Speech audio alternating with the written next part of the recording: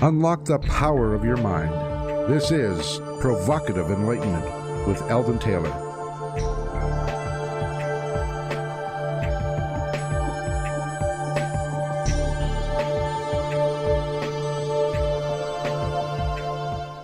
Welcome and thank you for joining us today. The next hour is devoted to learning something more, not just about the world of shoes and ships and sealing wax, as my pretty bride likes me to say, but about how, what, and why we believe as we do. A time for those willing to question what they think they know or what they may believe, those willing to be uncertain for an hour. I'm Eldon Taylor, and this is Provocative Enlightenment. All right, our chat room is open. And my lovely partner, Ravinder, awaits you there now. You can log on by going to provocativeenlightenment.com/chat. Ravinder, tell us all about your chat room. We have a great chat room full of people who are very willing to be uncertain, They will hear everything out, but they, judge the information and, we all learn a whole bunch of stuff, and then we learn from each other because we question and re-question again. So do come join us. That is provocativeenlightenment.com/chat. Now, you usually show a video in your chat room. We do. And it features our guests discussing some relevant subject that we don't get covered in the show. So if there's somebody out there listening and they can't, for all intent and purposes, access the chat room, they're driving or what have you, how do they take advantage of that? Simply go to provocativeenlightenment.com and click on the archives. Each of the archives there, you can play the show, but then you can also replay that particular chat room log so you can see any of the information that we have put up there. And I really enjoy those videos as well. It gives me a whole different insight into the guest. And if there are any earls that are mentioned, etc., they also appear there, right? They do indeed. All right. In this week's Spotlight, I wish to focus on the notion of thoughts and things. Our thoughts start about all the time. They are anchored in some beginning, and therefore when we search for where they came from, we inevitably find more thoughts. Almost like a holographic puzzle, our thought stream presents pieces that, although often unrecognizable, nevertheless are rooted in some story, and central to these stories is ourself. Our interpretations of others, of all stimuli, our every perception, internal and external, are a representation of a thought linked in a storyboard of thoughts connected to our self-image. Like our beliefs, there is no such thing as a thought that arises without a history. Unfortunately, we often take our thoughts altogether too seriously. We make things out of our thoughts. We can tend to make them real and thereby turn our fears into physical reactions, imposing our thoughts on our bodies, causing alarms to sound within, adrenaline, cortisol, and other neurochemicals to rush into the system, and so forth. Sometimes this occurs in low doses, and then we call it stress, as opposed to a full-blown fight-flight response, a deep sense of anxiety or depression. While thoughts have a creative power, that is only so if we invest in them. When we accept our thoughts of limitation, of fear, of anger, of revenge, and so forth as real, we run a truly great risk. Tara Brach tells a story that delights me, designed to illustrate how we should not take our thoughts as real. The story goes like this. It seems that there was a couple in Michigan. They're going to take a vacation to Florida because it'd been a really long, cold winter. However, they couldn't both leave on the same day, so they agreed he would fly on Thursday and she would fly on Friday. He arrived and discovered that the hotel had public computers, so he decided to send his wife an email. He did not realize that he had one letter wrong in the email address when he sent it. Meanwhile, far away, another woman just returned home from her husband's funeral. Her husband was a minister, and he had died of a sudden heart attack while delivering an exhilarating, awakening sermon at a revival meeting. The widow decided to check her email and see what kind of email had come in from family and friends. When she read the first email, she fainted and fell to the floor. Her son ran in to see what happened, and this is what he saw on the computer screen. To my dear wife. Subject, I have arrived. Message, I know you're surprised to hear from me. They now have computers here, and you are allowed to send emails to your loved ones. I have just arrived and been checked in. I see that everything has been prepared for your arrival tomorrow. Looking forward to seeing you then. Hope your journey is as uneventful as mine was. P.S. Sure is hot down here. You can see that if we take our stories literally, if we allow words to be real, they can have an immediate impact. One of the reasons I developed the InnerTalk technology was to desensitize the negative and replace it with a positive stream of self-talk. This changes our expectations, which in turn alters our perceptions and thereby enriches our experiences. Now that may not cool how hot it is, but it will help you change the context. What are your thoughts on this one, Ravinder? That is a funny story. That makes me, roll around a little bit. But yeah, words are incredibly powerful, and we give them a whole lot more power based on everything that we have learned. So as you said, all of these thoughts are connected elsewhere, and so the meaning we may give to something could be totally unrelated to what really is, and we see that time and time again. So well, and more importantly, and I think we may take this up with our guest today, but we tend to, even panic at the thought of some things like public speaking. Oh my God, I can't get out there and do that,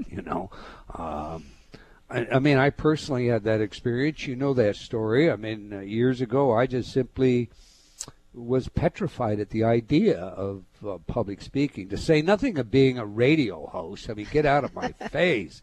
So we can take these fears, these ideas, and we can just take them to a point where they become so self-sabotaging, so self-limiting that, we fail to maximize our potential out of our own self-imposed fears. All right. Every week I read some of your letters as our way of involving you while paying respect to the very important role you play in making this show successful. Our last show featured Dr. Mario Martinez, and we discussed his work and book, The Mind, Body, Self. Anthony wrote, love Dr. Martinez, thanks for the show. Richard wrote, the brain works entirely from mechanisms that predict what's about to happen. The brain cannot handle all the data it would demand to actually stay current with what is actually happening now. It would be just too much data. Thus, the brain always predicts reality based upon stored data, then just corrects if reality differs in real time. That is an incredibly efficient model. It has incredible implications, and yes, as your guest says, you store the entire body state when you store memories. This guy is hitting on all cylinders for me, one right-on concept after another. I get very excited when I hear this kind of quality intellect. Well, Richard, just stay tuned to Provocative Enlightenment. That's all we bring is quality intellect. My self-exception, I suppose. Moving on. Glenn wrote this about my recent appearance on Gaia MTV. I just finished viewing Open Minds with Regina Meredith on Gaia, where she interviewed you with a focus on your book, Gotcha. Her shows regularly feature guests from a more esoteric paranormal perspective, so I was pleasantly surprised to see you there this week. Unfortunately, I'm not convinced that she actually read your book, as she seemed to think you are a conspiracy theorist. She continually interrupted your replies to her queries as they did not mesh with her preconceived notions and apparent inability to see that possibly some of the subconscious mind lives within the physical brain body. Yeah, no kidding. To her, the subconscious is out there in the ether. I am not a regular viewer of her program and felt as though she not only dismissed your answers but also dismissed me with her "my viewers already know this" comments. Your interviews with George Noory on the same network seem more relaxed and natural, as dialogue between two friends who at least know and respect each other. Anyway, you were gracious and polite as usual, treating Regina with a respect for which you were well known. Thank you. Well, thank you, Glenn. I've received an apology from Gaia. It was a very uncomfortable interview. As you noted, there were some pretty tense moments when I felt as though Regina wanted to put words in my mouth or represent some agreement between us about ideas that I did not share. Nevertheless, most people who saw this show reported both attention and a worthwhile nature to viewing the show. So for all of you out there, if you've not seen the episode, you can view it on Open Minds with Regina Meredith, available on Gaia.com. All right, now S.W. wrote this about my book, Gotcha, The Subordination of Free Will. I so admire Dr. Eldon Taylor, first of all, for the man he is and the work he has done. I have read several of his books and used some of his programs. I likewise admire his courage for daring to expose what has been done and is going on to handle the public at large. This book is an eye-opener. It documents and exposes the tests that have been and are being done on people, on you and I right now. The university research, the approved studies that have gone on since the 40s into how human beings behave and think that allows certain people to manipulate the rest. Fully documented, this book is an invitation to become aware of what is going on around us. It is only when we are aware that we can subvert the tactics being applied that are designed to subvert our behavior and thoughts, socially, economically, politically, and especially commercially.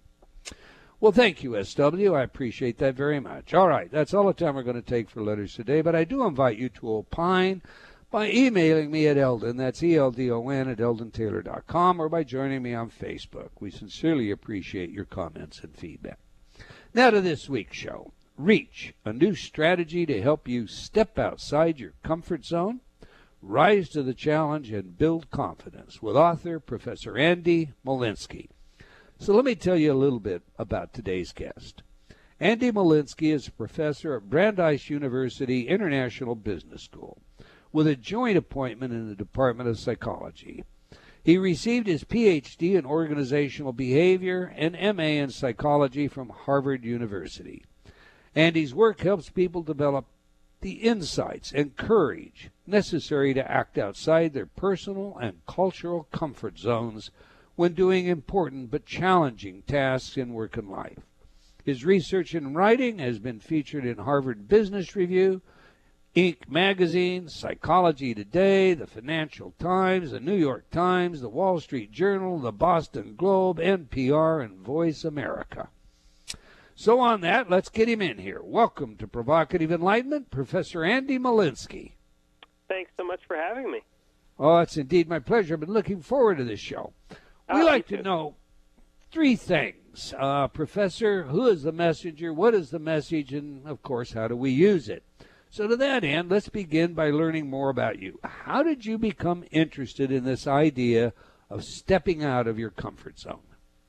Well, probably because I'm so bad at it myself. I think there's an old saying that we write about, and as professors, we study things that we struggle with, and I'm no different. I when I was in college, I was the kid who would sit in the back of the room, and my heart would beat. I would start to think about speaking up in class. My face would get red, and I just wouldn't say anything. Or, I remember after college, I was afraid of networking. I would walk into maybe walk up to a networking event, sort of to peer into the room, see everyone talking, and it sounded like this, very busy, energetic event where everyone seemed so confident, and I would look at it and I would turn around and tell myself, I don't really need to do this, and so on and so forth. I was afraid of public speaking for years, which is really hard as a professor, I have to tell you. I think one key source was my own challenges that I have struggled with and that I have worked very hard to overcome. The other source, I think, for this book is that my first book before this it's called Global Dexterity.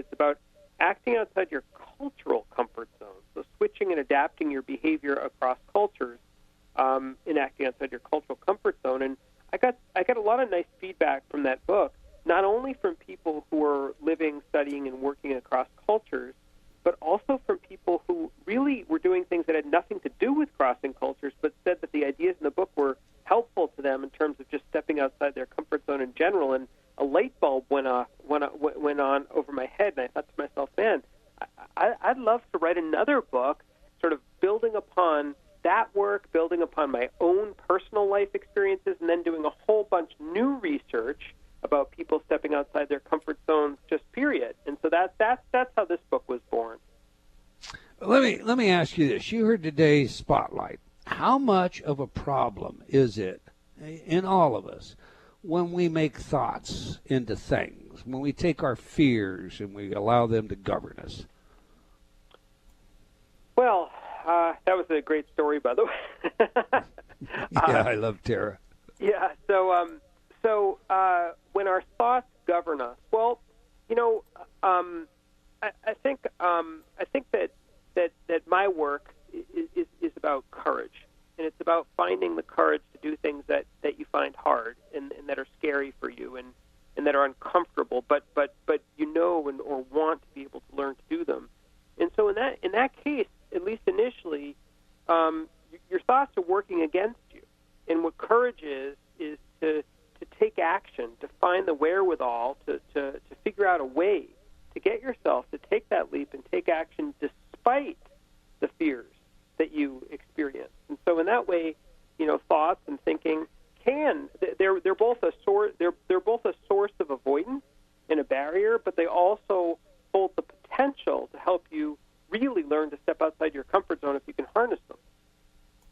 Okay, now I'm going to ask you kind of it's not that technical for you, but a kind of a question that, comes up often when we're talking about, changing our thoughts or we have cultural and psychological imprinting that suggests to all of us a certain expected behavior.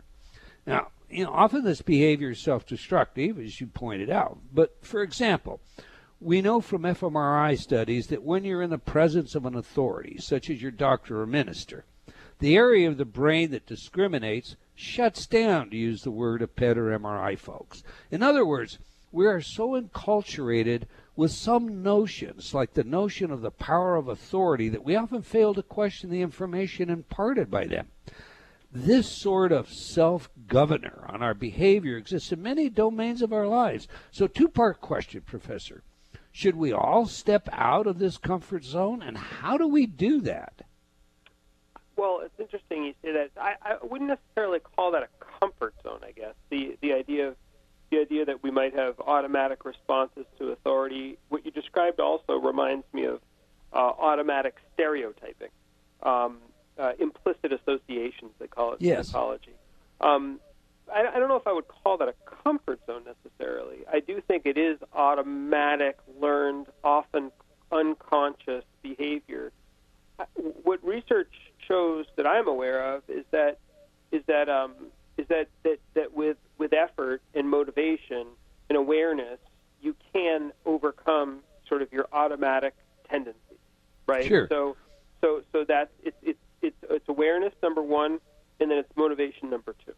And so I don't know if I would draw a direct parallel to my work and my book about comfort zones, but I think that that's what my answer would be, is that, Well, I guess the reason it occurred to me, Professor, is, assume my son, I've got a son that is fully familiar with, some of these mechanisms and is studying psychology, and he's aware enough, but when he has these questions in the presence of an authority, his boss, he has a part-time job, his boss and or the doctor, he has great difficulty exerting, stepping forward, if you will, and taking the initiative to say, well, now, wait a minute, is there another possibility, or couldn't this be done better, or I'm not sure I accept that. Is there, and so I guess that's why I thought of it as a comfort zone.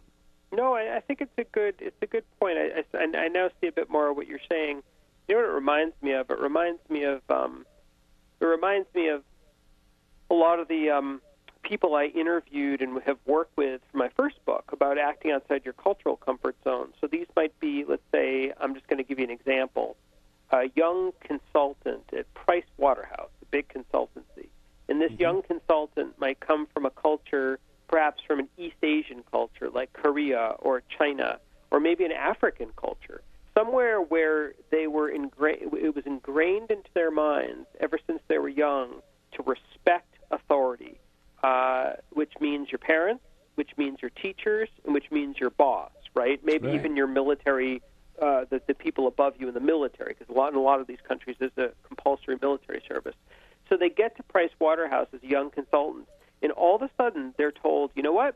We want you in brainstorming meetings and small meetings with your team. We want you to speak up, potentially even conflicting with the authority figures, with the senior partners. We also want you to build relationships with senior partners and call them by their first names. And this is for someone who has lived their entire life in a culture where you speak only when spoken to, in a highly deferential, top-down culture. That's kind of, I think, what you're talking about. And that is easier said than done. To even if you are aware, as you described with your son, that does take work to be able to step outside your comfort zone. But if you're motivated enough, I've seen many cases where people are able to do it. I love your book, and I love the tools that you have in your book. But it's heralded by many as, this is the book for the businessman. I didn't get that out of it. I thought it looked as good for a homemaker as it might for a CEO. Who did you write the book for? I'm glad you said that because, it's funny. When I talked to the book's published with Penguin Random House, and I really wanted to include a lot of just stories from everyday life because I think the ideas are so relevant. I'm a parent, for instance, and a lot of things I write about feel so relevant to parenting.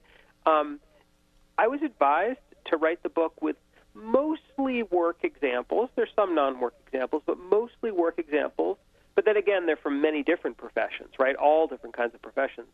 And what I was advised was that if I write a book with mostly work examples, then it's a workbook that really does apply more broadly than a workbook. But I was advised not to use, just many different examples from all parts of one's life because people felt perhaps that the message would be muddled a little bit. But so I'm glad you said that, and I do feel that the book applies more broadly, and I've written other articles and blog posts and various other things that do apply it more broadly as well.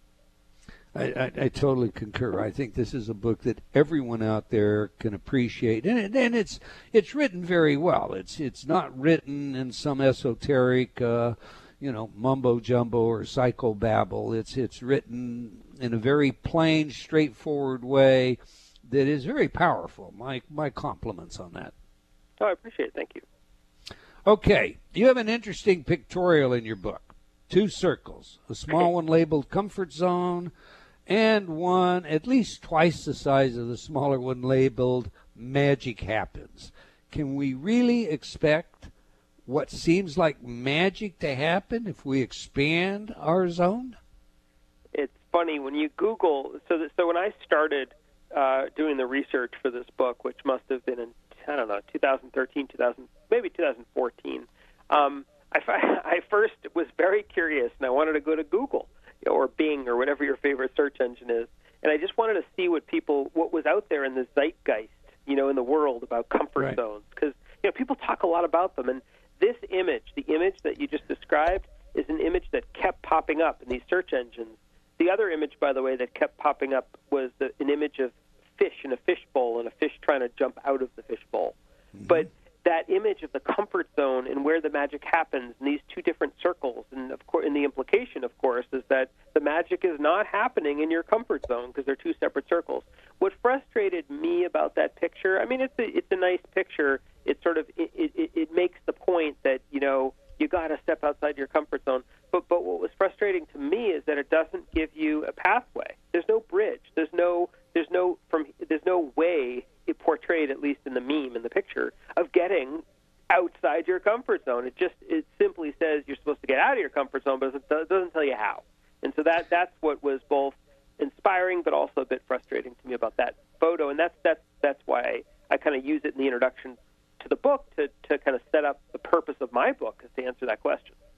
Okay, and when we come back from the break, we're going to go to that. But first, everybody knows they need to get out of their comfort zone, but they just don't do that. It seems to be very, very hard. That's the question I want you to answer first when we come back.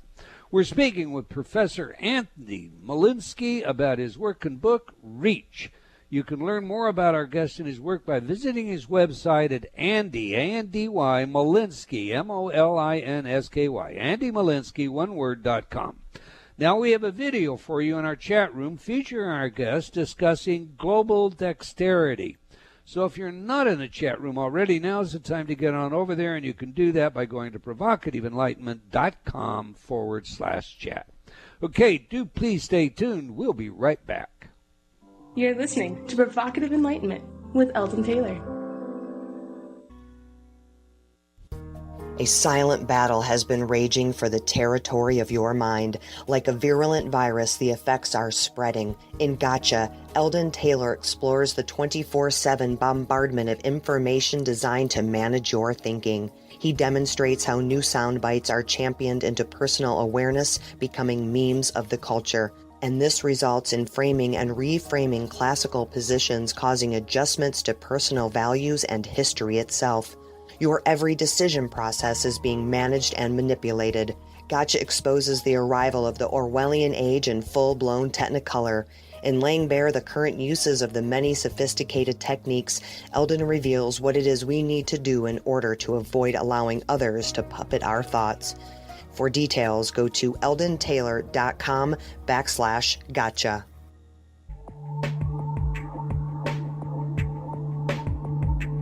Unlock the power of your mind. This is Provocative Enlightenment with Eldon Taylor.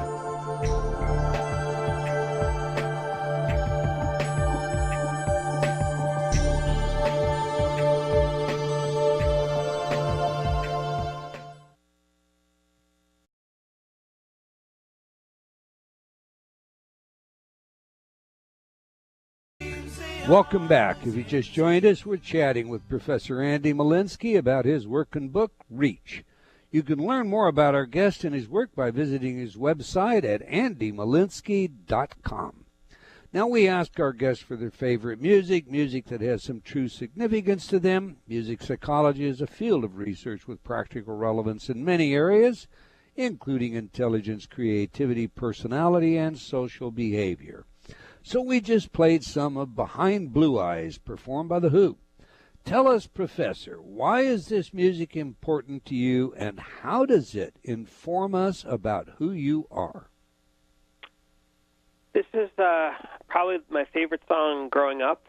I used to go to summer camp when I was a kid, and we always used to play this, and it reminds me of that. And I think that there's like a melancholy feeling to the song, and as you listen to the lyrics, there's also, it's actually very consistent with what we're talking about today. There's Pete Townsend of The Who was talking about how no one really knows the experience that he's experiencing. So sort of like the idea of a public persona and a private persona, and that oftentimes people don't really have the ability to access, except for ourselves, our private personas, unless we choose to share it. And so I think that's what he's ultimately doing in this song.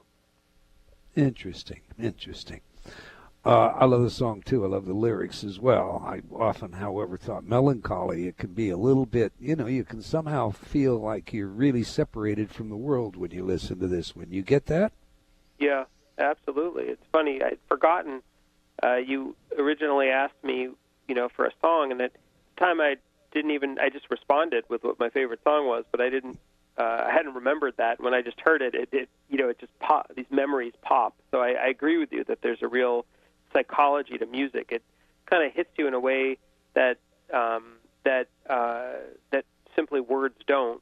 It's got a lot of memory attached to it, and it's not just the words, of course, it's the melody. Amen. All right, before the break I said, we were going to talk about why is it so hard for people to break out or reach outside of their comfort zone? Sure. I should just say one quick word for the book. I interviewed a lot of different people in a lot of different professions. So managers, doctors, police officers, therapists, actors, students, priests, rabbis, teachers, even a goat farmer. Lots of different people in lots of different situations too. So I was trying to sample pretty broadly to get a good sense of the question that you asked. Why is it hard? And what I found is it essentially boiled down to 5 things. I call them sort of psychological roadblocks or challenges, and it's not the case that you're going to experience every one of these every time you step outside your comfort zone or consider doing it, but these are the big 5. The first is authenticity, feeling that this is not me. I feel like an imposter speaking in front of a meeting or putting on my grown-up voice when trying to pitch my ideas to venture capitalists or whatever, however you want to look at it. This is not me. I feel inauthentic. That's the first one.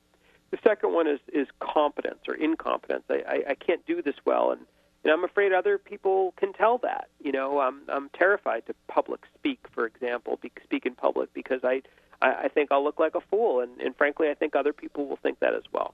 Likability is the third one. That I worry that people won't like or respect this version of me that I'm putting out there. Of course, this is outside my comfort zone, remember, and they'll hate me if I'm assertive. If I speak my mind and I speak up, they're going to hate me. Or if I deliver that bad news that I need to as part of my job, they're going to hate me. Resentment is the fourth one. So you've got authenticity, competence, likability, resentment. I'm frustrated that I have to step outside my comfort zone in the first place in this situation. Logically, I might understand why I need to do it, but psychologically, I'm frustrated. So, for example, I've spoken with a lot of introverts who feel very frustrated about the fact that today's world of work, at least in the United States, is a very extroverted-oriented world of work, where extroverts have a bit of an advantage. So, introverts might say, why does it matter so much that I can make small talk by the water cooler or talk about last night's ball game or whatever? Why does that matter for me to get the promotion or get that real great opportunity? How about the quality of my work? That's resentment. And then the final challenge is morality. And, I didn't see it that often, but I thought enough that I included it. And that's the idea that you're worried that in stepping outside your comfort zone in whatever situation this is, you're worried you're doing something wrong, like ethically wrong.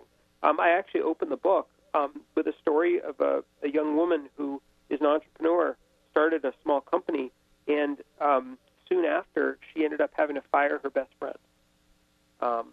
So that for her was an example of the morality challenge. And as I say, you're not going to experience every one of these challenges in every situation that might be outside your comfort zone, but even one of these challenges can make it hard. Now, you talked about your research, and what I hear so far is interviews. Did you go further than interviews, and if not, how many interviews did you conduct? Sure. So there are different pieces of this research that were conducted at different times. I did a lot of interviews for a certain piece of the research or a part of the research. I had a colleague of mine who now is a professor at Harvard Business School, and we did some of this work together, pieces of it.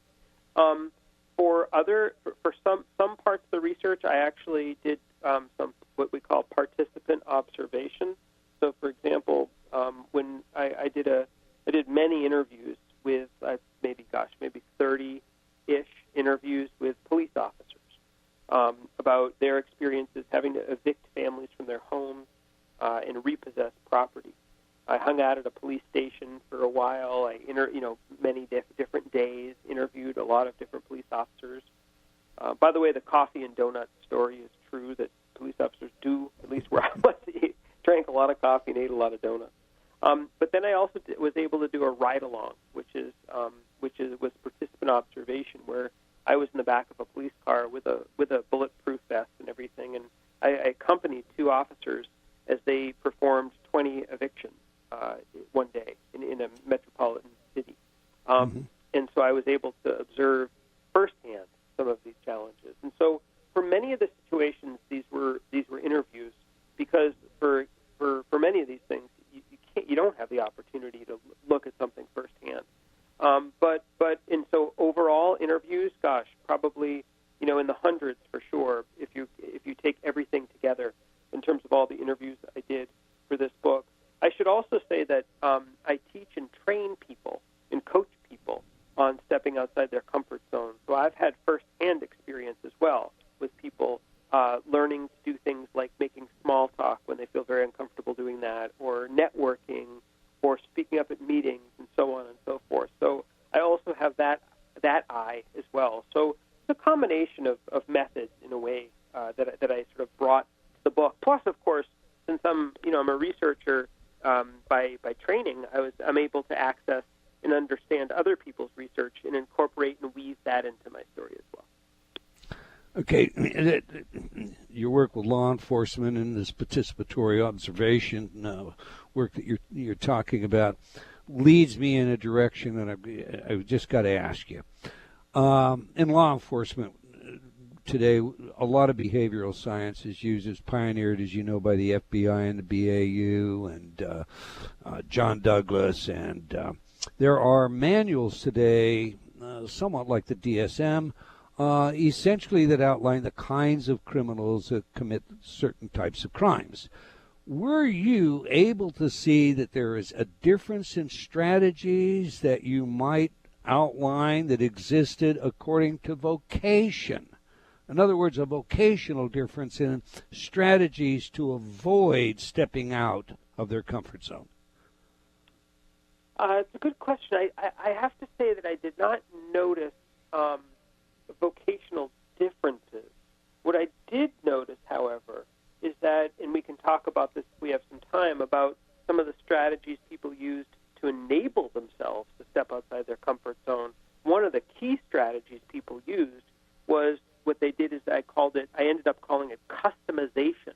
They customized a way to do a particular task that sort of enabled them to do the task, but put their own little unique twist or spin on it to make it feel a little bit more authentic to them. And where professions come in is that in different professions, there were often different ways to do this, different tools available to people in order to do this customization. So in that way, there were some, I wouldn't call it professional differences per se, but different opportunities offered to people by profession and also by task, too. It's not just profession, it could be task as well. So, but I guess to answer your basic question, no, I didn't see that. Nor, by the way, in this particular study did I see big gender differences. I'm often asked about that, and it doesn't mean that they don't exist, but I didn't go in there to study that. If I were to go in and study that, I would have designed a study in order to be able to see that better. And that wasn't the original intent of the work. Okay, so let's have you unpack some of the avoidance strategies. If we didn't have a vocational difference, they would generally be the kinds of things that we all might, grab a hold of, plus or minus what's available to us. So what are some of those strategies other than customized? Are you interested in hearing about the ways we avoid or the ways that we can more successfully do it? The ways we avoid first, please. I'm sorry, sure. I didn't make that clear. Yeah, no, it's no problem. Yeah, I mean, that was one thing I saw across the board, and if I reflected on my own experience, and I'm imagining if listeners reflect on their experiences, we're all pretty good at avoiding things outside our comfort zones. In some cases, we just simply say no. We just simply don't do it. I remember when I was my first few years as a professor, I was offered opportunities to give keynote speeches.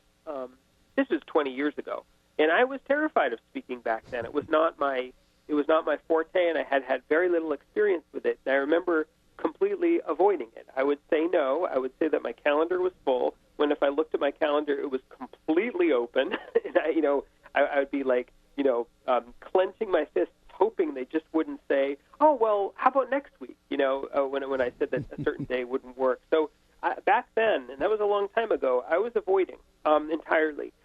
Sometimes we only deliver part of the task, or do only part of the task, and leave the other part of the task that's the most uncomfortable for us, and not do that. That's another possibility, like deliver only part of the negative feedback you need to deliver. Other times we substitute, but we imperfectly substitute. So, for example, a small business owner I spoke with for the book, he runs a travel agency, and his job is to find clients clients for his travel agency. And in the world of Expedia and TripAdvisor and all these internet sites, it's hard to be a local travel agent. So he needs to build actual relationships with people. The problem is he's kind of socially awkward, and he's not great at doing that. And so he would avoid going to these networking events or town meetings or picnics or get-togethers. And instead, he said he would rationalize to himself and say, I'm just going to post on Facebook or send out an email blast. Which aren't bad things necessarily, but they're not a perfect substitute for the thing he was really fearful of. Sometimes we pass the buck, have someone else do something that we should be the one doing, and then sometimes we just rationalize to ourselves and say, you know what, this isn't really that important. I don't really need to do this. It's not such a big deal. I don't have to do this. When in fact, of course, maybe you don't have to, but it probably would be a good idea for you to start to learn to do that. And so those are, and of course you can mix and match, right? You can mix and match. Right. I would, avoid public speaking and tell myself it wasn't that important, for example. So I suspect that all of us do this. We especially if we have autonomy in our jobs and our lives, we can craft and construct an existence at work and in our lives where we avoid things outside our comfort zones. But the problem is that in order to grow and advance in our lives and our work, we're often confronting situations where, in order to grow and advance, you do need to step outside your comfort zone. And so that's where the rubber hits the road, and that's where it is important for many of us to achieve our goals to learn to do this. Well, you do, I think, a really good job in fleshing out some of the benefits that we gain as a result of, that are potentially gained as a result of stepping out of our comfort zone. And what the cost of avoidances are. But take a minute here and share with our audience what you see as the greatest opportunity that we all have with regard to comfort zones. I think time and time again I see it in transition, milestones.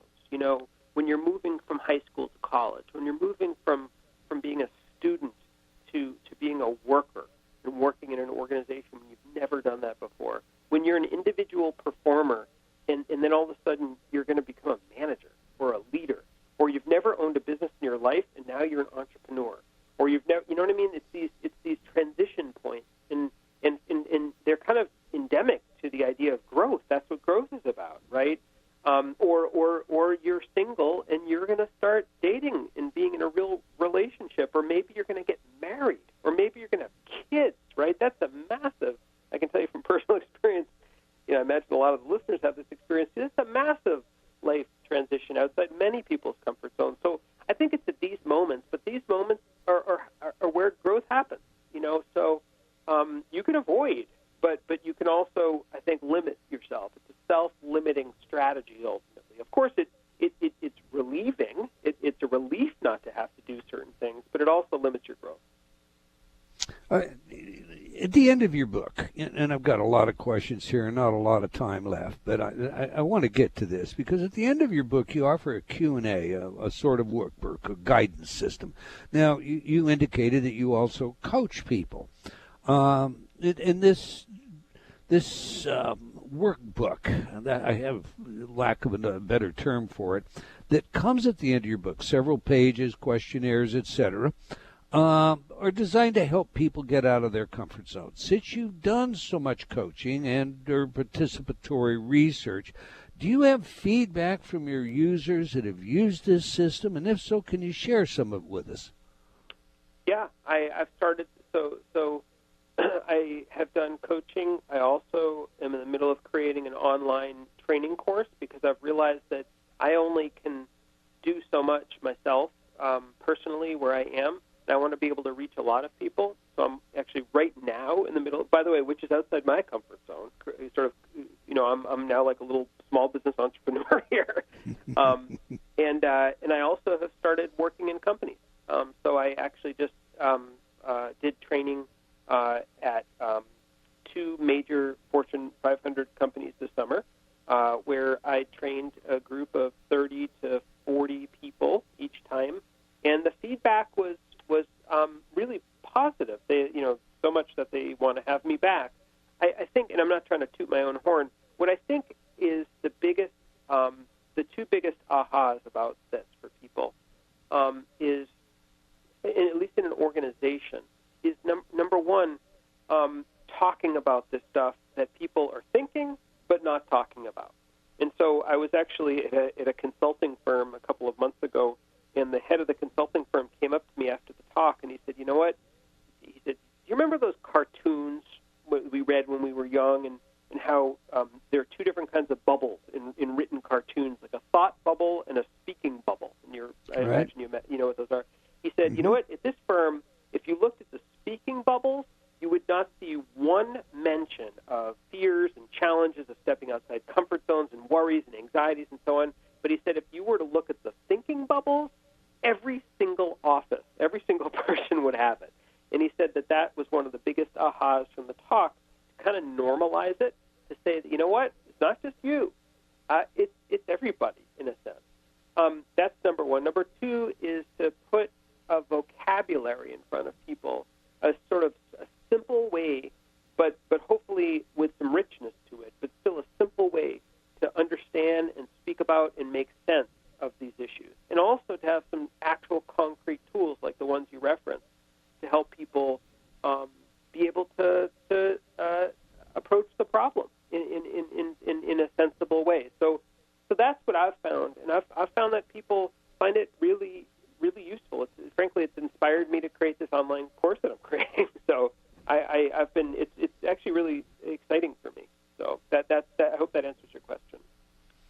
Very well. We're kind of short on time, so I'm just going to ask a question, Professor. You did all this research. Was there anything that surprised you when you were doing it and preparing to write the book? Surprised me. Well, I think what continually surprises me, whether it was in the research or especially in the live events that I do, the speaking or sometimes virtual speaking or in-person events, how readily every single person comes up with examples. And by the way, many, many people are willing to talk about them, being more vulnerable with these situations that in some ways are quite painful to talk about that I wouldn't have expected otherwise. But I think that I hope that I give a sort of comfortable vibe when I talk with people about these things, when I'm coaching or training or speaking or teaching or writing. And I also want to, as I said, the word normalize, I think that's really important, to normalize it, to say that, you know what, this is not just you. Because if no one's talking about it, the obvious implication in your own mind is it's just you, right? But when people talk about it and you give a lot of different examples and a lot of different stories and some real tools to approach it, you realize it's not just me, it's everybody, and here's a way we can manage it. So I think that's really what I've learned. It's a great book, Reach, a new strategy to help you step outside your comfort zone, rise to the challenge, and build confidence. It's an important part of your armamentarium if you're concerned about how high is up, what you might do with the potential of your life. Professor, in 30 seconds, tell our audience how they can reach out to you and learn more about what you do and contact you for that matter. Yeah, I'd love to reach out to people, but you can easily find me on LinkedIn, on Twitter, on Facebook. I have a author Facebook page, and the very best way to reach me is through my website, which is www.andymolinsky.com, and my name is spelled ANDYMOLINSKY.com. Got lots of cool stuff on the website, lots of articles, videos, and so on and so forth, and I've tried to make the website a fun place to visit. So, I'd love to connect with listeners. Great site. Do visit it. Thank you for your work, Professor, and for your willingness to share it with us. Well, we've come to the end of another episode of Provocative Enlightenment. I want to thank all of you for joining us today. I hope you enjoyed our show and will join us again next week, same time and same place. And do tell your friends. Let's have them join us as well. Okay, until next time, wherever you are in the world, remember, believing in yourself always matters.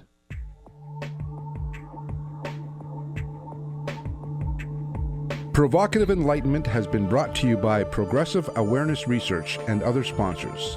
Provocative Enlightenment is a syndicated show and appears on other networks. For a schedule of show times, visit provocativeenlightenment.com. If you're interested in becoming a sponsor, write to Eldon at eldontaylor.com.